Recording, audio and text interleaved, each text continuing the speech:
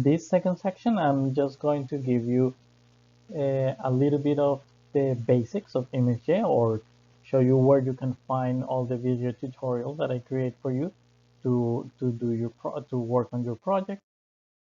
And so just to remind you, we already in the previous video we gave you an introduction to ImageJ. Here I'm going to show you, so this is done. I'm going to show you the video tutorial, how you can find the video tutorial of how to install ImageJ.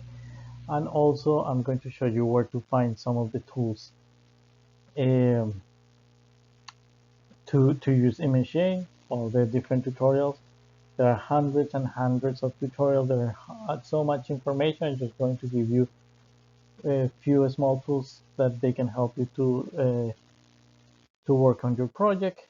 And I'm going to talk a little bit about plugins. So as I said, I'm sure that you already watched this video and you learn a lot about this guy. He's an expert on ImageJ, and you can write. There's hundreds of books about ImageJ, and there, if you go to YouTube, hundreds of tutorials about ImageJ. So I just want to give you a few of them. You already know that ImageJ was created by the NIH, the National Institute of Health, in 1997, and there are so many versions of ImageJ. So make sure that you download Fiji, and I'm going to show you how to download Fiji in a second. Who is using ImageJ? So maybe you already use ImageJ in physics with Canvas, or maybe it's the first time and you already use it, but with me as a biologist. But there's so many professions that are now using ImageJ. Why ImageJ? I'm going to show you why we're using ImageJ. And one of the main reasons, there are so many softwares, especially for cell biology. There is this software called ImageJ that is really good, that it helps you to visualize things in 3 dimensions, or this one called Velocity, and it also helps you to visualize everything in 3 dimensions. However, if you want to run any of this software, you have to buy a new computer, and a very powerful one, because you will need maybe to update it, to buy a video card. On the other hand, ImageJ, you can use it in your laptop, and in case if you want to do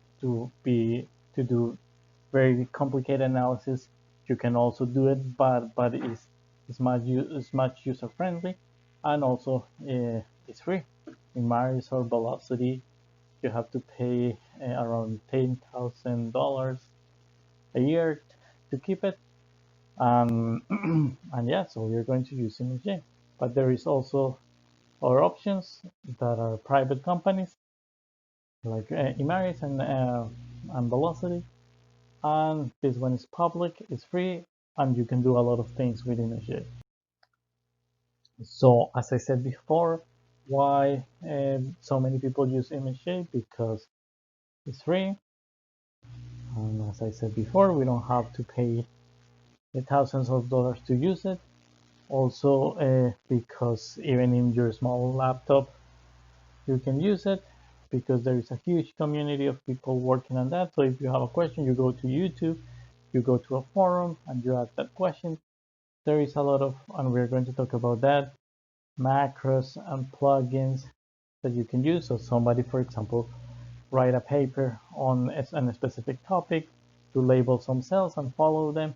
You create a macro, you create a small software for you using ImageJ. So now that is available, you can see if it actually worked for you or not. And there are so many more reasons. So for example, the file formats, so you can bring a lot of file format from ImageJ, while in ImageJ and Velocity, sometimes you have some problems bringing some software, moving images from one software to another one. ImageJ is much friendly, and it can help you to do this kind of things. And I'm going to show you One of the questions that maybe that you have is what does ImageJ do? And it depends on you. ImageJ can do so many things. So for example, you can, if you like molecular biology, you can analyze the fluorescence of these gels. Again, there are software specialized on this, but for simple things, ImageJ, and there are hundreds of tutorials of how to analyze gels using ImageJ.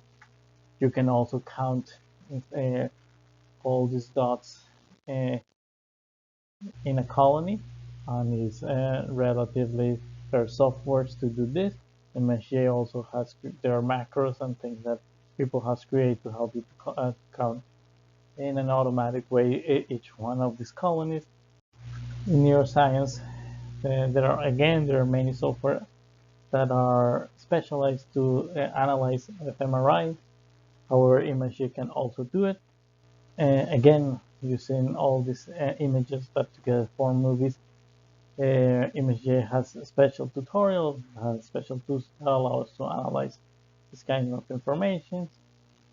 And also these kind of images that have different channels, some that, for example, can be labeled in this case, a neuron. In other cases, it could be labeling a special protein of the neuron. The green one, for example, is showing the nucleus.